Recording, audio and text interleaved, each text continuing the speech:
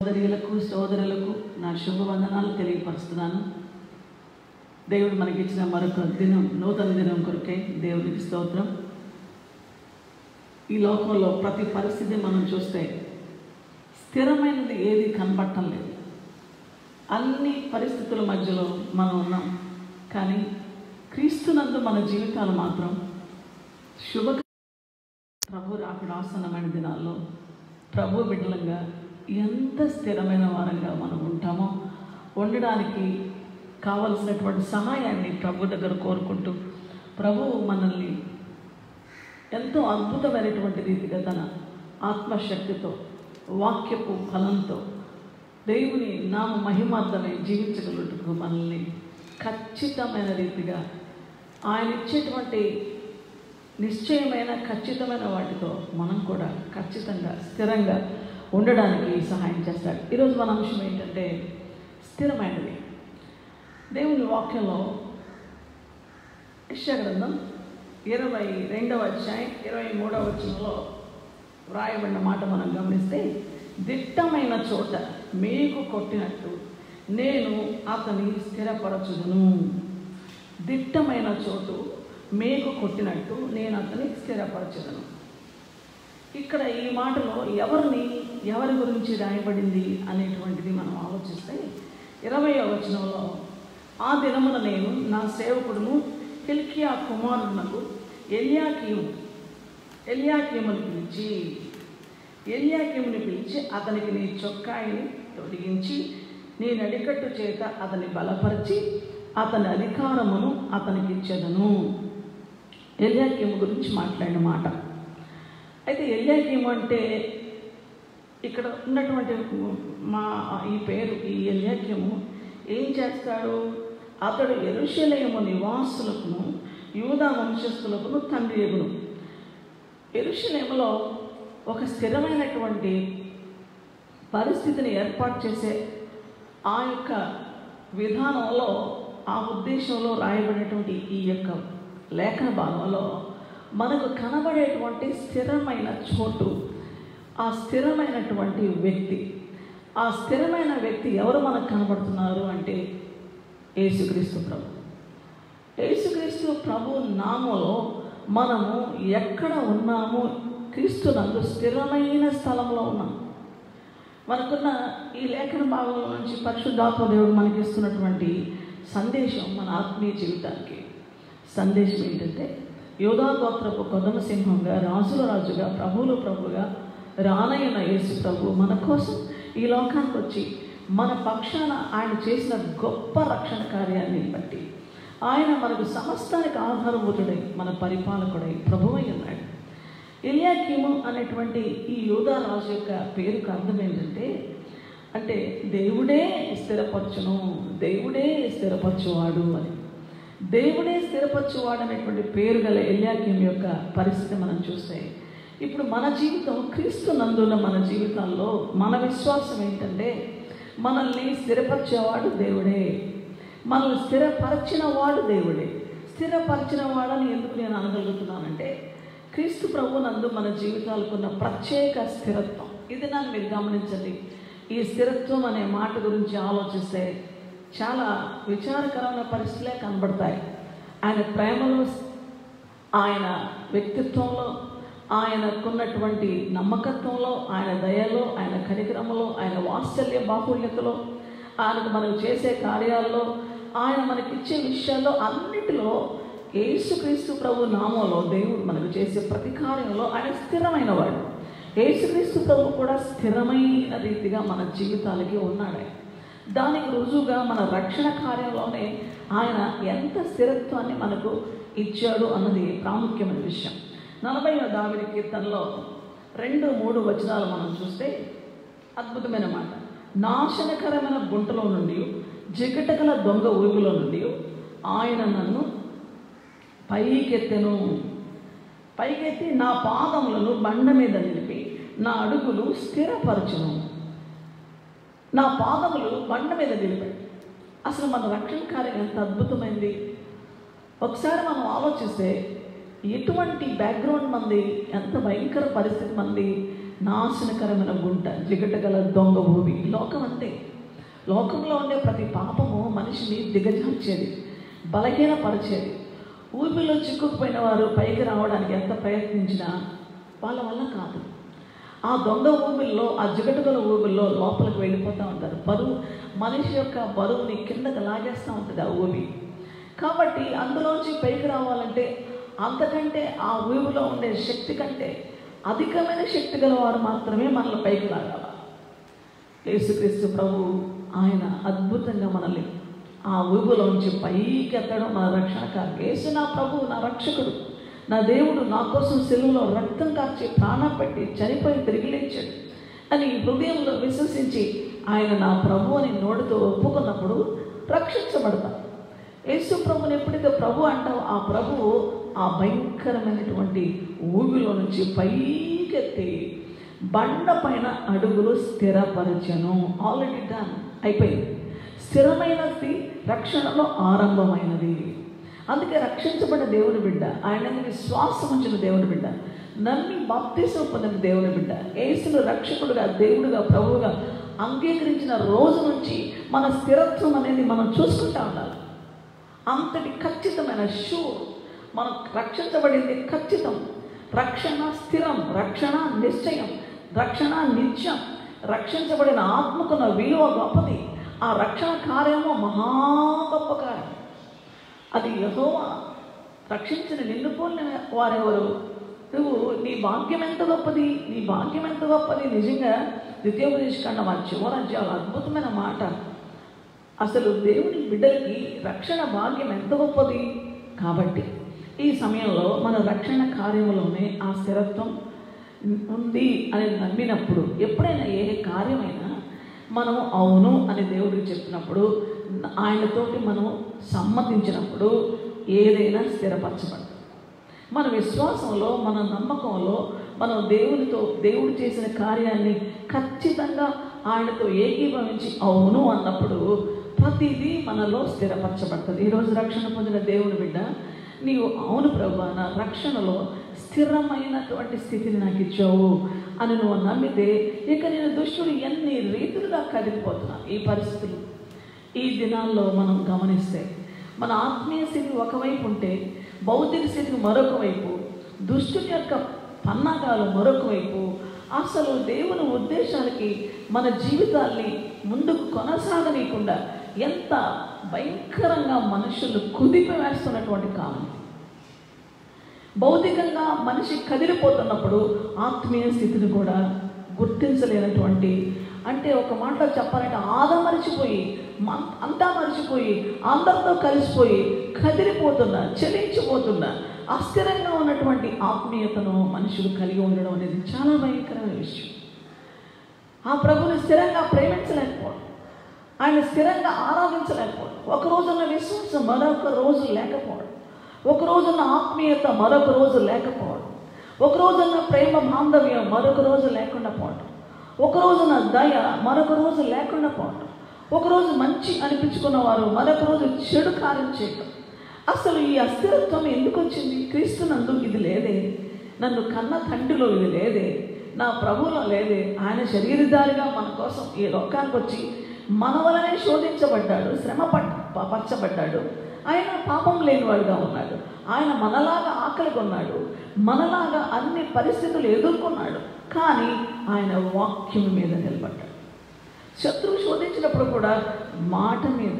అందుకే అంటాడు, మనుషుడు రొట్టె వలన మాత్రం కాదు, దేవుని నోట నుండవచ్చు ప్రతి మాట వలన జీవిస్తాడని ప్రభువు సెలవిచ్చాడు. ఈరోజు మన అస్థిరత్వానికి, మనం స్థిరంగా నిలబడలేకపోవడానికి కారణం ఏంటంటే ఆయన వాక్యమై ఉన్నవాడు.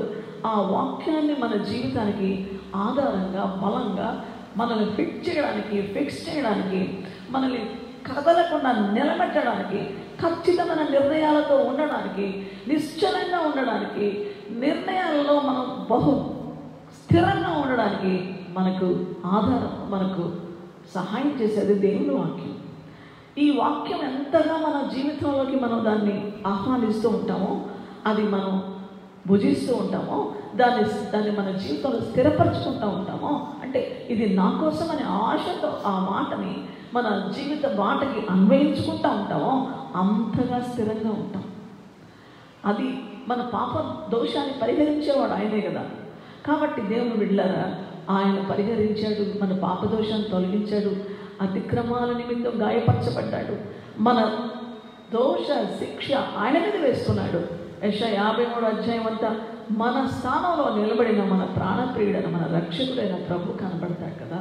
కాబట్టి దేవుని బిడ్డ స్థిరత్వాన్ని మన జీవితాలకు ఇవ్వడానికి, స్థిరమైన దాన్ని మనకి ఇవ్వడానికి ఎంత గొప్ప కార్యం చేశాడు నా ప్రభువు, ఎంత అద్భుతమైన త్యాగాన్ని చేశాడు. అది నీవు అది నీ మనస్సులో నువ్వు ఆలోచించి నీ మనస్సులో పెట్టుకుని దేవుని మహిమ కొరకు బ్రతికే రోజులు ఇవి అన్నమాట. అయితే ఇప్పుడు గమనిద్దాం, మన స్థిరత్వాన్ని ఒకసారి గమనిస్తే ధైర్యం తెచ్చుకుంటాం. మనకు దేవుడు ఎంత స్థిరమైన వాడుగా మనకున్నాడో, ఎంత స్థిరమైన వాటిని మనకు అనుగ్రహించాడో, ఎంత స్థిరులుగా మనల్ని పెట్టాడో మనం తెలుసుకుంటే, ఇక దుష్టుడు మనల్ని ఎంత భయపెట్టడానికి వచ్చినా, ఎంత కదిలించడానికి వచ్చినా, కేర్ నాట్ అపో నువ్వు నన్ను ఏం చేయలేవు అని శత్రువుని ఎదిరించగలం. అందుకే మొట్టమొదటిగా ఇక్కడ దిట్టమైన చోటు, ఇక్కడ ఆయన ఎక్కడ మన జీవితానికి కదిలింపలేనటువంటి ఒక దిట్టమైన చోటున మీకు కొట్టినట్టుగా ఎవరు పూజ చేస్తారు దాన్ని? అంత స్ట్రాంగ్గా మనల్ని క్రీస్తులో పెట్టాడు. దాన్ని నువ్వు ఒప్పుకోవాలి, దాన్ని నువ్వు అంగీకరించాలి. ఇది మనకు ఖచ్చితమైనటువంటి సపోర్ట్. ఆ గోడలో ఆ దిట్టమైన చోటు నా ప్రభు అయిన యేసుక్రీస్తు స్థిరమైన వాడు. ఆయన క్రీస్తు నందు నా జీవితము సో స్ట్రాంగ్, షూర్ సపోర్ట్ అనమాట. ఎంత షూరిటీ, ఎంతగా షూర్గా అంటే అంత ఖచ్చితంగా, అంత నిశ్చయంగా, అంత నిశ్చలంగా నేను క్రీస్తు నందు ఉన్నాను. నా సపోర్ట్ క్రీస్తు ప్రభు. ఏ స్థలంలో పెట్టాడు ఈ మేకుని? ఏ స్థలంలో మనల్ని స్థిరపరిచాడు? ఈ లోకంలో మనం క్రీస్తు నందు స్థిరపరచబడిన వారు. ఎంత గొప్ప విషయం అది. అందుకే మనం భయపడాల్సిన పని లేదు. ఆయన యందు ఉన్నంత కాలము కదా. క్రీస్తు నందు ఇప్పుడు మన ఆర్థికపరమైన పరిస్థితులు వచ్చేసాయి. నిజంగా ఆర్థికంగా మనుషులు కదిలిపోతున్నారు. అనారోగ్య పరిస్థితి వచ్చేసింది, వ్యాధి, అసలు ఆర్థిక పరిస్థితి అంతా అయోమయం. ఇటువంటి పరిస్థితుల్లో ఫిలిప్పీ 4:19 ఏం చెప్తుంది? దేవుడు తన ఐశ్వర్యము చొప్పున క్రీస్తు నందు మన ప్రతి అవసరత తీర్చాడు. ఇప్పుడు ఎక్కడున్నా ఒక స్టాండర్డ్ ప్లేస్, ఖచ్చితమైన ప్లేస్లో దిట్టమైన చోటున్నాం. అక్కడికి సప్లై ఎక్కడి నుంచి వస్తుంది? దేవుడు తన ఐశ్వర్యం చొప్పున క్రీస్తు యేసునందు మహిమలో మన ప్రతి అవసరత తీర్చడం. నన్నే ఆంధ్రవా క్రీస్తులో దిట్టమైన నా సపోర్ట్, నువ్వు నా ఫైనాన్షియల్ సపోర్ట్, నాకు ఆర్థికమైనటువంటి వనరులు ఇచ్చేటువంటి దేవుడు నువ్వు కదా. కాబట్టి దేవుని బిడ్డ అనారోగ్యం వచ్చింది, అసలు ఈ కరోనా వ్యాధి చంపేస్తుంది అని భయపడితే అసలు 153లో మనం చూసి 5, 6, 7 వచనాలు వరుసగా చదివితే మన అతిక్రమ క్రియలను బట్టి ఆయన గాయపరచబడ్డాడు. ఆయన పొందిన గాయముల వల్ల నాకు స్వస్థత కలిగింది. ఆల్రెడీ అవి ఆయన మోసాడు కదా. అది క్లెయిమ్ చేస్తున్నప్పుడు ఆ శక్తిని పొందుకుంటూ ఉంటాం. అందుకే ఎవరు భయపడతారో వాడి దగ్గరికే వస్తారు. అంటే ఎవరు భయపడుతూ ఉంటారో దుష్టుడు అక్కడికే వస్తారు. వారి దగ్గరికి వచ్చి వారిని భయపెట్టేవాడే దుష్టుడు. కాబట్టి మనం భయపడటానికి మనం అస్థిరులం కాదు, మనం భయపడటానికి మనం ఏ ఆధారం లేని వారం కాదు. There is support for our lives. మన జీవితానికి ఖచ్చితమైన స్థిరమైన సపోర్ట్ ఎవరు? మనల్ని నిలబెట్టింది ఎవరిలో ఉన్నామో క్రీస్తునందు ఉన్నాం. మనం నూతన సృష్టిగా ఉన్నాం. మన యొక్క పాత స్థితి గతించిపోయింది, నూతనమైన స్థితిలో స్థిరపరచబడ్డాం. ఇదిగో ఎవడైనా క్రీస్తునందు ఉన్నాడలా వాడు నూతన సృష్టి. పాపం గతించిపోయాయి, సమస్త క్రొత్తమయ్యాయి. ఎక్కడ? ఒక దిట్టమైన చోటులో మీకు దిగగొట్టినట్టు మనల్ని దిగగొట్టి ఆయన క్రీస్తునందు స్థిరపరిచాడు. దేవుడే మనల్ని స్థిరపరచువాడని మనం దేవుని మహిమపరుస్తున్నాం. దేవునికి మహిమ కలుగునుగాక. రెండవదిగా మనం చూస్తే దేవుని వాక్యంలో యెషయా గ్రంథం 28వ అధ్యాయం 16వ వచనాన్ని ఒకసారి మనం గమనిస్తే ఇందులో ఉన్న మాట, యెహోవా ఈలాగు సెలవిచ్చుచున్నాడు, సియోనులో పునాదిగా రాతిని వేసిన వాడును నేనే. అది పరిశోధించబడిన రాయి, అమూల్యమైన తలరాయి, బహు స్థిరమైన పునాది అయిన మూలరాయి అయి ఉన్నది. విశ్వసించువాడు కలవరపడడు. గమనించండి, విశ్వసించే వారికి కలవరాలు లేవిగా. వాయునో ఎందుకు లేవంటే సియోనులో పునాదిగా వేశాను. ఒక పునాది ఉంది. దేవుని పిల్లలు ఎప్పుడు ఆలోచించాలా?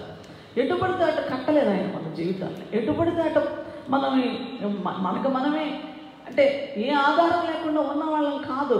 ఒక కట్టడం లాంటిది క్రైస్తవ జీవితం, ఒక నిర్మాణం లాంటిది. ఆ క్రైస్తవ జీవితానికి యేసుక్రీస్తు ప్రభు నుండి విశ్వాసం ఉంచిన వారి జీవితము స్థిరమైన పునాది మీద. ఇక్కడ మాటలు చాలా బాగుంటాయి. మనకు స్థిరమైన పునాది. హీబ్రూ భాషలో యాసాద్ మోసాద్ అంటారు. యాసాద్ మోసాద్ అంటే స్థిరమైన పునాది. అందులో ఇక్కడ మంచి మాట ఉంది. ఇక్కడ పునాదిగా రాతిని వేసినవాడు నేనే. ఇక్కడ బహుస్థిరమైన పునాది.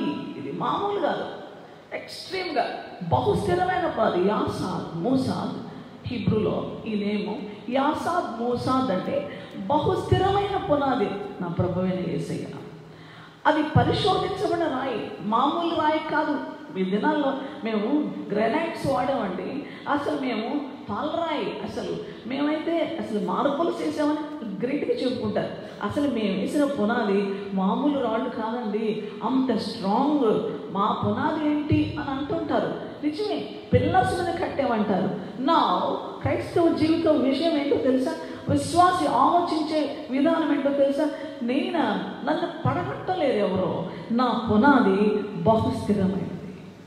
పరిశోధించబడిన రాయి అంటే నా ప్రభు శిలువలో ఎంతగా పరిశోధించబడ్డాడు, నా పాపం నిమిత్తం ఎంతగా ఆయన శ్రమ పొందాడు, నన్ను విడిపించాడు, నా శాపాన్ని నా పాపాన్ని లయపరిచాడు, ఆయన నాకు ఆశీర్వాదం ఇచ్చాడు, గొప్ప రక్షణ వాక్యం ఇచ్చాడు. ఆ పరిశోధించబడిన ఆ రాయి అసలు ఆ రాయికున్న స్థితి ఏంటో, శక్తి ఏంటో, బలం ఏంటో, ఆ రాయికున్న విజయం ఏంటో, ఆ రాయికున్న ఆ యొక్క పట్టుత్వం ఏంటో తేలిపోయింది. శిలువలో అద్భుతంగా రుజువు చేసుకున్నాడు.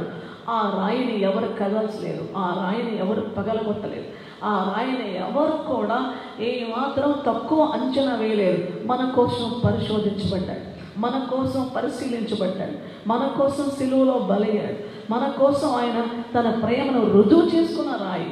స్థిరమైన ప్రేమ రుజువు చేసుకున్నాడు, మన పట్ల తన కృపను రుజువు చేసుకున్నాడు, తనకున్నటువంటి దయా సంకల్పాన్ని రుజువు చేసుకున్నాడు, తన శాశ్వతమైన ప్రేమను రుజువు చేసుకున్నాడు. అక్కడ డౌట్ పడటానికి అది ఎక్కడైనా కొంచెమైనా మెత్తపడుతుందా, పగిలిపోతుందా, అది నెరలు విడుస్తుందా, అసలు దానికి ఏదైనా లోపం ఉందంటే లోపము లేని బహుస్థిరమైన పునాది అయిన రాయి. ఆ రాయి పేరేంటి? అది పరిశోధించబడిన రాయి, అమూల్యమైన తలరాయి. నాట్ ఓన్లీ అంటే ఫౌండేషన్లో వేసేటువంటి మూలరాయే కాదు, అది తలరాయి. యెరూషలేము దేవాలయం కడుతున్నప్పుడు ఒక రాయి ఏంది ఇది సరిగ్గా లేదు అని దాన్ని అన్ని రాళ్ళు తీసుకొచ్చి, మరి ఈ రాయి అంత బాగలేదు, మరి పనికిరాదేమోనని దాని కింద లోయలో, ఆ కిద్రోను వాగులో ఉన్న ఆ లోయలో పడేశారు. పడేసిన తర్వాత అన్ని రాళ్ళతోటి చక్కగా దేవాలయం కట్టబడింది. కంప్లీట్ అయిపోయిన తర్వాత పైన ఆ యొక్క ఎలివేషన్ పైన ఆ తలరాయి పెట్టాలా, అది దానికోసం తేబడింది. కానీ అసలు ఏ రాయి దానికి సరిపోవటం లేదు. అయితే ఒక చిన్నపిల్లాడు ఆటలాడుకుంటూ వాళ్ళు రాళ్ళు విసురుకుంటూ ఆ గొర్రెలు కాసుకునే పిల్లాడు అలాగా రాళ్ళు విసురు టంగని శబ్దం వస్తే వాడు లోపలికి వెళ్ళి ఆ లోయ లోపలికి వెళ్ళి ఆ డౌన్లో ఉంటుంది ఆ కిద్రోను వాగు దగ్గర, ఆ లోపలికి వెళ్ళి చూస్తే ఒక రాయి ఉంది అక్కడ. దాని శబ్దం వేరుగా ఉంది.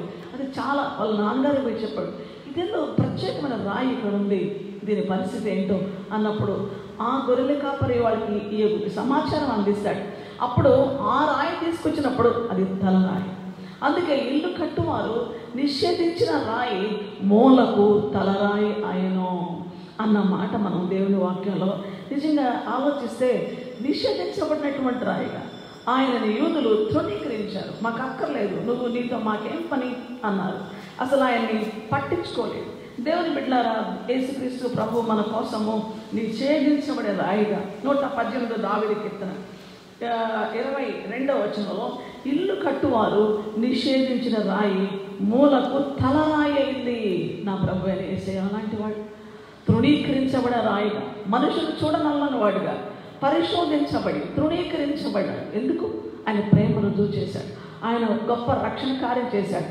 ఎంత స్థిరమైంది మన రక్షణ, ఎంత స్థిరమైంది మనకున్నటువంటి ఆత్మీయ ఔన్నత్యం, ఎంత స్థిరమైంది మన జీవిత విలువ, ఎంత స్థిరమైంది దేవుని బిడ్డ.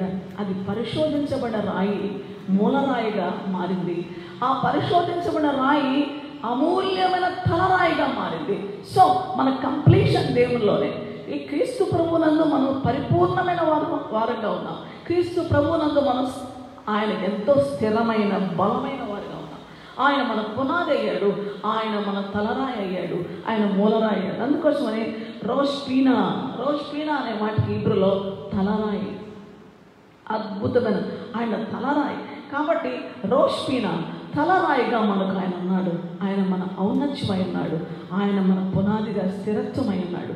కాబట్టి ఇటువంటి పునాది కలిగిన దేవుని బిడ్డలుగా మనము, అందుకే ఇక్కడ రాయబడిన మాట, బహుస్థిరమైన పునాది మూలరాయి అయి ఉన్నది విశ్వసించువాడు కలవరపడ్డు. అటువంటి స్థిరమైనటువంటి బిడ్డగా మనం ఉండి ఈరోజు ఈ పరిస్థితుల మధ్యలో, ఈ కరోనాలో కలవరమా? ఈ కరోనా పరిస్థితుల్లో కలవరపడిపోతున్నామా? No way. అసలు ఇది మనల్ని కలవర పెట్టే పరిస్థితి కాదు. ఖచ్చితంగా స్థిరంగా నిలబడి ఆ రాయి మీద కట్టబడిన ఈ జీవితం, ఆ రాయి పునాదిగా ఉన్న ఈ జీవితం, ఈ బలమైన నిత్యమైన ఆయనకు దేవాలయంగా మహిమకరంగా ఆయన ఇల్లుగా మనం కట్టబడుతున్నప్పుడు, ఆయనలో మనం ఉన్నప్పుడు ఎటువంటి తెగులకి మన మీద అధికారం లేదు.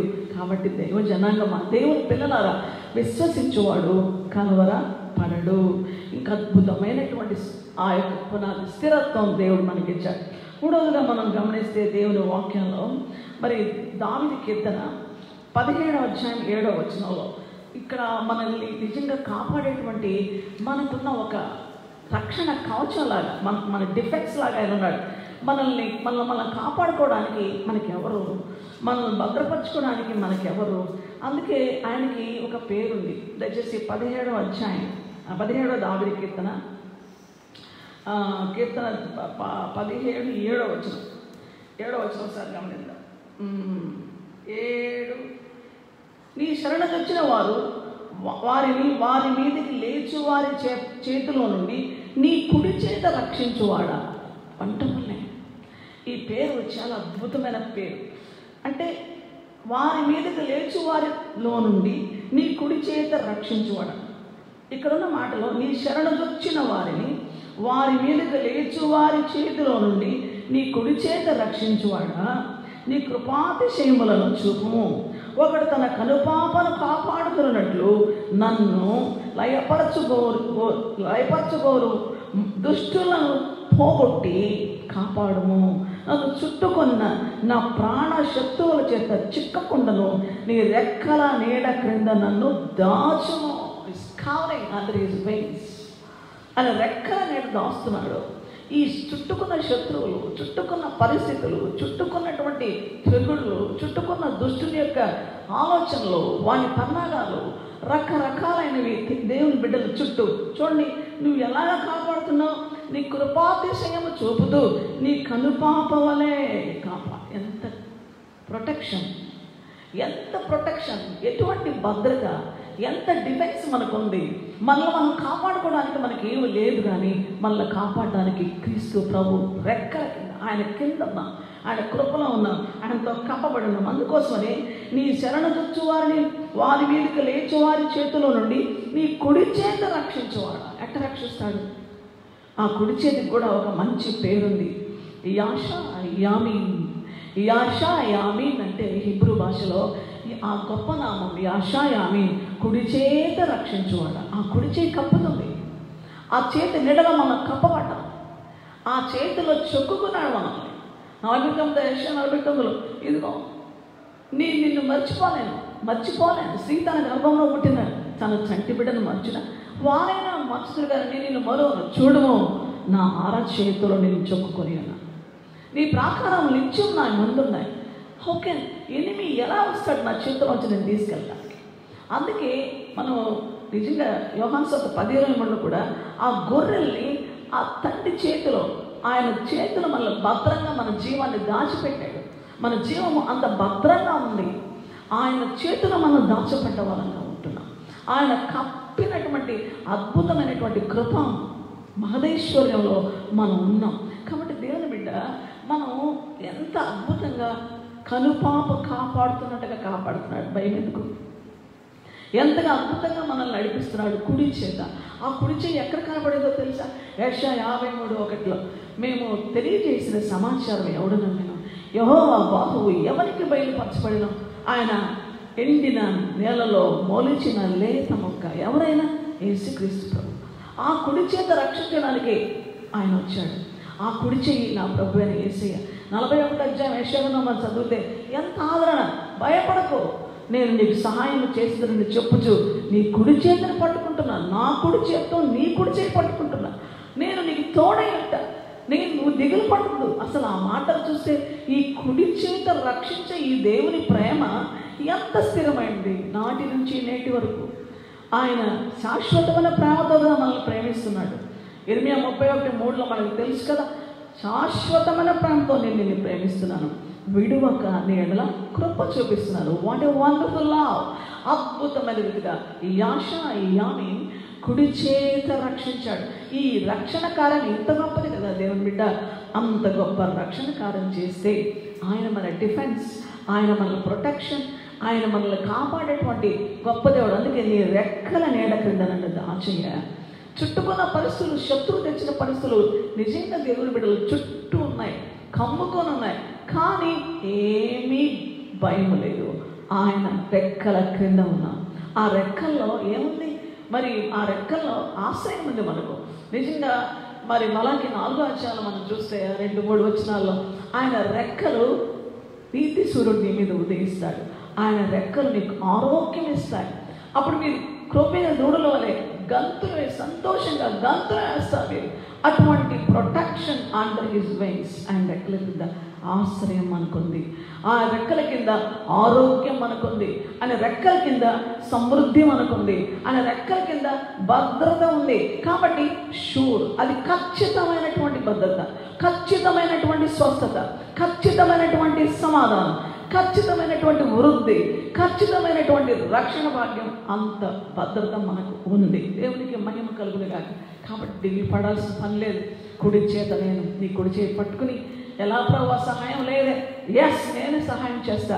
ఎవరు ప్రభా ఇంకా పరిస్థితులు ఏంటి ప్రభా, నేను తోడై ఉంటా, నా కుడి చేత నేను రక్షిస్తా. అద్భుతమైన విషయం. ఆల్రెడీ రక్షణ కార్యము మన ఆత్మీయ జీవితంలో నిత్య రక్షణ అంతా జరిగించేసిన తర్వాత ఈ స్వల్పమైన వాటిని మనకి ఇవ్వడానికి ఆయన చేతిలో మనకున్న స్వల్పమైన దాన్ని పెడితే, 5 రొట్టెలు 2 చేపలు ఆయన చేతిలో పెడితే 5,000 మందికి ఆహారం పెట్టిన సమృద్ధి లేదా? అటువంటి కుడి చేతికి తోడుగా లేదా? దేవుని బిడ్డ ధైర్యంగా ఉండు, ప్రభు నీకు సహాయం చేసేవాడుగా ఉన్నాడు. నెక్స్ట్ మనం గమనిస్తే ఆయన దగ్గర మనకు ఎంత అద్భుతమైనటువంటి సపోర్ట్ మనకుంది. అంతేకాదు సప్లై మనకుంది, ఖచ్చితమైన సప్లై ఉంది. యెషయా 33:16 ఒకసారి గమనిద్దాం. ఇది చాలా అద్భుతమైనటువంటి మాట. ఈ దినాల్లో సప్లై లేదు, అసలు సోర్సెస్ లేవు, అసలు ఏంటి పరిస్థితి ఎట్లాగా అని అందరూ ఆలోచన, ఇక ముందుకు చూడడానికి ధైర్యం లేనటువంటి పరిస్థితులు ఉన్నాయి. కానీ దేవుని బిడ్డ స్థిరమైన నీ జీవితం, స్థిరమైనటువంటిది నీ జీవితాన్ని దయచేస్తున్నాడు ఆయన. 33:16 యెషయా గ్రంథం, పర్వతములోని శిలలు అతనికి కోట ఇవ్వడం, తప్పక అతనికి ఆహారము దొరుకును, అతని నీళ్లు అతనికి శాశ్వతముగా ఉండును. ఇంతకంటే గొప్ప వాగ్దానం నాకు అనిపిస్తుంది ఈ దినాల్లో దేవుని పిల్లలకి. ఏం కావాలా? ఎంత గొప్ప మాట. ఆ శిలలు, పర్వతముల్లోని శిలలు అతనికి కోట. నిజంగా ఆ రాళ్ళలో తొలిచినటువంటి కోటని తీయాలంటే ఎవరి వల్ల కాదు. అంత స్ట్రాంగ్ ప్రొటెక్షన్ అన్నమాట. ఆయన అంత భద్రంగా పెట్టి ఏం చేస్తున్నాడు? తప్పక అతనికి ఆహారము దొరుకును. Claim the promise. ఈ వాగ్దానాన్ని తీసుకో. ఎంత పరిస్థితిలో ఎంతగానో నలిగిపోతున్నావో, ఎంత ఇరుకులో ఉన్నావో, ఎంత ఇబ్బందిలో ఉన్నావో, అటు ఇటు చూసి వాపోయే పరిస్థితి కాదు మనవి. వాళ్ళని వీళ్ళని చూసి నేను ఎందుకు ఇలాగ అయిపోతున్నానని బాధపడేది కాదు. ఇది నాకు లేదే వాళ్ళకుందే అని అసూయపడే పరిస్థితి కాదు.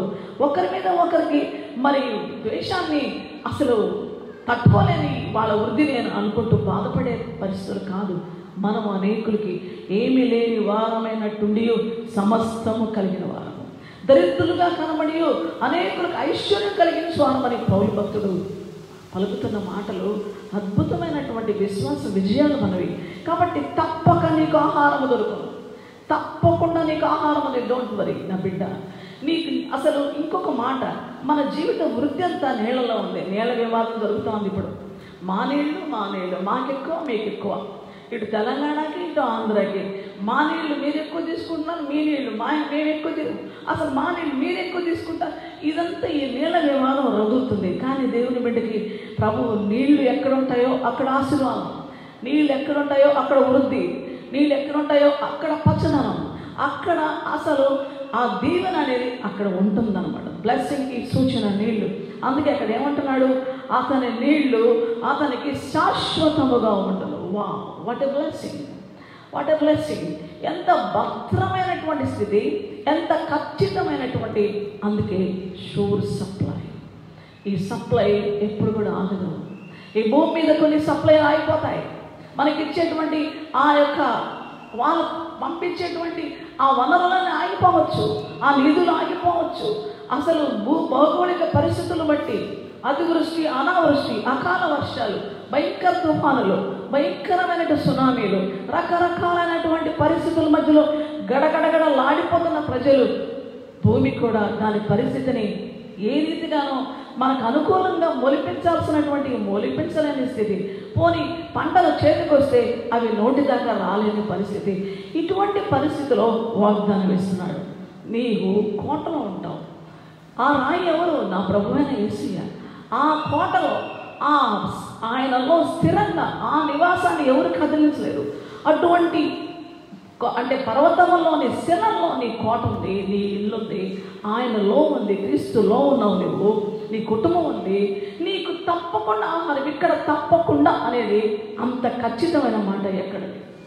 ఎవరు కూడా ఇటువంటి మాట మనకు ఇవ్వలేరు, ఇంత హామీ ఇవ్వలేరు. ఇంతగా హామీ ఇచ్చి నీకెందుకు నీ జీవిత కాలంలో తప్పకుండా నీకు ఆహారం దొరుకునని చెప్పేవాళ్ళు ఎవరు? ప్రభువే. క్రీస్తునందు నీ సప్లై, క్రీస్తునందు నీ ఆహారం ఎంత ఖచ్చితంగా నీకు తప్పకుండా దొరుకుతుంది. సింహం పిల్లలైనా లేని గలవే ఆకలి ఉంటాయి. కాకి పిల్లలకు ఆహారం ఇచ్చాడు దేవుడు. దేవా, నీ బిడ్డలు ఆకలి ఉంటున్నా చూస్తావా? ఆకలి కొననీయడు. కాబట్టి అద్భుతంగా తప్పకుండా నీకు ఆహారం దొరుకును. నీ నీళ్లు నీకు శాశ్వతంగా ఉంటాయి. ఇది నీ బ్లెస్సింగ్. క్రీస్తునందు విశ్వాసం వచ్చావా? యేసు ప్రభుకు వేరుగా ఆలోచిస్తున్నావా? యేసు ప్రభు ఏం చేస్తాడండి? ఆయన దగ్గరకు వస్తే మాకేంటి, మేము ఏదో ఒక దారి ఎత్తుక్కోవాలి, ఎవరి కాళ్ళ వాళ్ళ కాళ్ళ పట్టుకోవాలి, ఎంతైనా సరే మనుషులతోనే మాట్లాడుకుంటా, మనుషులకు ఫోన్లు చేసుకుంటా, వాళ్ళతో మాట్లాడుతూ వాళ్ళ వెనక వీళ్ళ వెనక తిరగాలి, మాకేంటండి మా గతి అంతే కదా అనుకుని చాలామంది అసలు ఈ వాగ్దానాల్ని పట్టుకోకుండా, ప్రభు సన్నిధిలో ఆయన మొరపెట్టుకోకుండా, ఆయన దగ్గర నుంచి పొందుకోవాల్సిన శాశ్వతమైన సప్లై పొందుకోకుండా అస్థిరమైన స్వల్పమైన, అసలు మనిషి ఎప్పుడు మారిపోతారో తెలియదు. ఇదిగో ఇస్తానంటారు, మళ్ళీ ఇవ్వనంటారు, ఇదిగో వస్తానంటారు, మళ్ళీ రారు, ఇదిగో ప్రేమిస్తున్నానంటారు, మళ్ళీ ప్రేమించరు. ఇటువంటి అస్థిరమైన మనస్తత్వం గల మనుషులు కాళ్ళు పట్టుకోవడానికి ఇష్టపడతారు. కానీ శాశ్వతమైన నీటిని నీకు ఇచ్చేవాడు, శాశ్వతంగా ఇచ్చేవాడు, తప్పకుండా ఆహారం ఇచ్చే ప్రభు దగ్గరికి రావా? ఆయన విశ్వాసం ఉంచవా?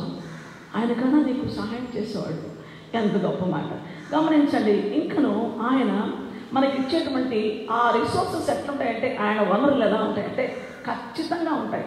అవి అసలు రమ్మన్నాడు, ఇస్తానన్నాడు, ఎంతకాలం ఇస్తాడు అని అనుకుంటాం మనుషుల వైపు చూస్తే. ఇక్కడికి వస్తే ఎంతవరకు చూడండి. యెషయా 55వ అధ్యాయం మనం ఇక్కడ గమనిస్తే, యెషయా 55 వచనం నుంచి మొదటి వచనం చదువుదాం. దప్పికొనిన వారులారా నేల వద్దకు రండి, రోకలు లేని వారులారా మీరు వచ్చి కొని భోజనం చేయండి. రండి, రోకలు లేకపోయినను ఏమీ ఇయ్యకే ద్రాక్షారసమును పాలను కొనుడి. ఆహారము కాని దాని కొరకు మీరేలా రోకలు ఇచ్చెదరు? సంతృష్టి కలుగజేయని దాని కొరకు మీ కష్టార్జితం ఎందుకు వ్యయపరచెదరు? నా మాట జాగ్రత్తగా ఆలకించి మంచి పదార్థం భుజించుడి. మీ ప్రాణము సారమైన దాని యందు సుఖింపనేది. నా మాట ఎలాంటిదో తెలుసా? మంచి పదార్థం. అసలు ఇటువంటి ఈ సోర్స్ ఎక్కడి నుంచి వస్తుంది? ఇది మంచి పదార్థం నీకు అనుగ్రహిస్తున్నాడు దేవుడు. సారమైన దానిలో సుఖపడు. సారమైన దానిని దేవుడు నీకు ఇవ్వడానికి ఇష్టపడుతున్నాడు. దేవుని బిడ్డ, ఈ సందర్భంలో ఇంత అద్భుతమైనటువంటి, శ్రేష్టమైనటువంటి, ఖచ్చితమైనటువంటి, స్థిరమైనటువంటి సోర్స్, నీకు కావలసిన వనరులన్నీ ఎవరి దగ్గర నుంచి వస్తాయి? ఈ సప్లై ఎవరి దగ్గర నుంచి వస్తుంది? స్థిరంగా నువ్వు క్రీస్తులో ఉన్నప్పుడు ఆ స్థిరమైనటువంటి దాన్ని దేవుడిని మనకు ఇవ్వడానికే ఇంత గొప్ప కార్యం చేస్తున్నాడు. కాబట్టి దీనికంతా కారణం క్రీస్తు ప్రభునందు మనం నమ్మిక ఉంచడమే. ఇది మన కాన్ఫిడెన్స్. మనకు ఒక షూర్ కాన్ఫిడెన్స్ ఉంది. ఖచ్చితంగా మన ప్రభుని నమ్మినప్పుడు ఖచ్చితంగా నీకు అది ఆయన అనుగ్రహిస్తూ ఉంటాడు.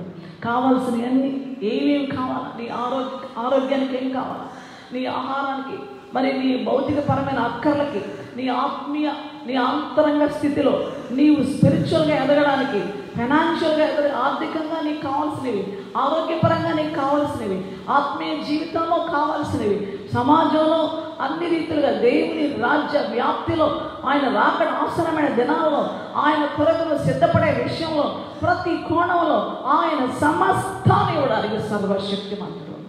ఆయనకు అసాధ్యమైనది ఏది లేదు. కాబట్టి ఆయన ఇవ్వడానికి ఇష్టపడతాడు. కాబట్టి దేవుని బిడ్డల ఎట్లా అంటే ఆయన నిబంధనతో మనకి ఇస్తాడు. ఆశీర్వాదమైన నోహు ఓడల నుంచి బయటకు వచ్చిన తర్వాత నిబంధన చేశాడు. ఇక చేయను అలాగా మీకు తప్పకుండా అన్ని రీతులుగా ఆయన నిబంధన చేసి ఆశీర్వదించి తన బిడ్డలను పంపించేవాడు. అందుకే మీరు చదువుకుంటే మరి ఆదికాండం 9వ అధ్యాయం 8 నుంచి 13 వరకు ఆ రీతిగా నిబంధనతో కూడినటువంటి దీవెనలు, నిబంధనతో కూడినటువంటి అద్భుతమైన వాగ్దానాల్ని ఇచ్చి నెరవేర్చే దేవుడుగా ఉన్నాడు. కాబట్టి ఈ సమయమందు, ఈ పరిస్థితుల మధ్యలో స్థిరమైనది లేని ఈ కాలంలో ఒకసారి పరిశీలన చేసుకుందాము. దేవా, నా మీద నాలో స్థిరత్వం ఉంటే నేను ఎందుకు ఇంత బలహీనమైపోతాను? అందుకే దావీదు పరిశీలన చేసుకున్నాడు. సులువుగా పాపంలో పడిపోయాడు. భయంకరమైనటువంటి ఆ పాపంలో పడిపోయి తను భయంకరమైన స్థితిలో పాపం చేసినప్పుడు, బెత్షెబాతో పాపం చేసినప్పుడు దావీదుకి తన 51లో ఆయన విలపిస్తున్నాడు, దేవా స్థిరమైన మనసు నాకు నూతనంగా పుట్టించయ్యా, నాకు కావాలయ్యా, నిజమే నువ్వు అన్నీ నాకు స్థిరపరచావు, స్థిరంగా ఇచ్చావు, కానీ నాలో ఆ స్థిరమైన మనస్సు లేక నేను తప్పు చేశానయ్యా. దేవుని బిడ్డ, ఒక్కొక్కసారి శత్రువు ఇలాగ దేవుని పిల్లల్ని బలమైన, బలిష్ఠులైన జైంట్స్, స్పిరిచువల్ జైంట్స్గా, ఆత్మీయంగా వీరులుగా, శూరులుగా ఉన్న వారిని కూడా బలహీనపరిచేటువంటి కాలం ఇది. ప్రభు రాకడ ఆసన్నమైన కాలంలో దావీదు బలహీనుడైనట్టుగా మన విశ్వాసంలో, మనకున్నటువంటి పరిశుద్ధ జీవితంలో, యథార్థ జీవితంలో, నీతి జీవితంలో, సత్యంలో మనం ఉండాలి. అందుకే మరి గలతీ పత్రిక 5వ అధ్యాయం 1వ వచనంలో ఆయన మనల్ని స్థిరంగా ఉండడానికి ఆయన మనల్ని విడుదల చేశాడు. మనం అద్భుతంగా క్రీస్తు మనకు స్వాతంత్రం ఇచ్చాడు. ఆయన మనం స్వతంత్రులుగా చేశాడు. పాపం నుంచి విడిపించి స్వతంత్రులుగా చేశాడు. కాబట్టి మరలా మనం స్థిరంగా ఉండాలి, కానీ మరలా దాస్యం అనే కాడి కిందకి వెళ్ళిపోకూడదు.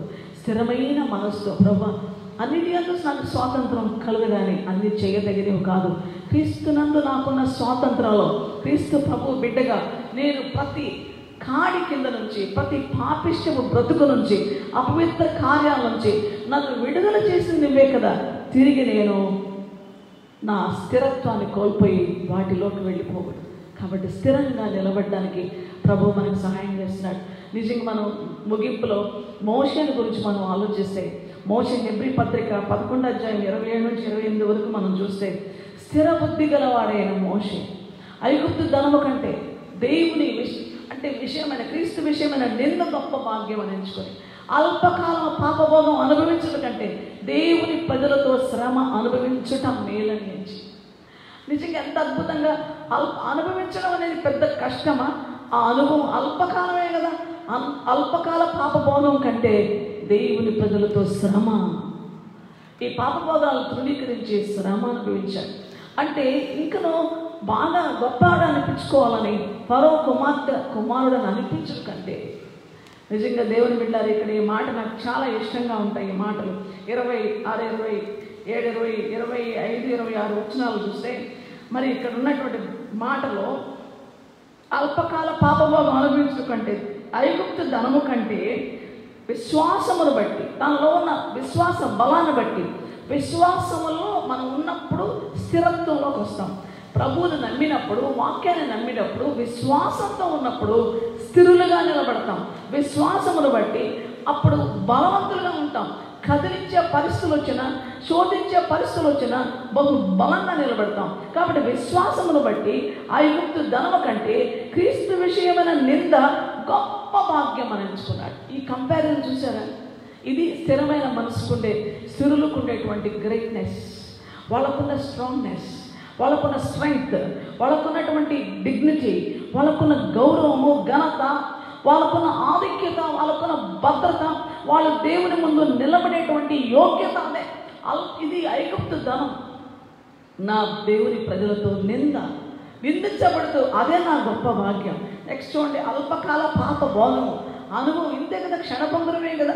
దానికంటే కూడా అనుభవించడం కంటే దేవుని ప్రజలతో శ్రమన్న పడతాను, కానీ ఈ పాపిష్టి కార్యాలకి నేను నా జీవితాన్ని, నా శరీరాన్ని అప్పగించను. అంతే. యోసేపు పరిగెత్తాడు అంతే.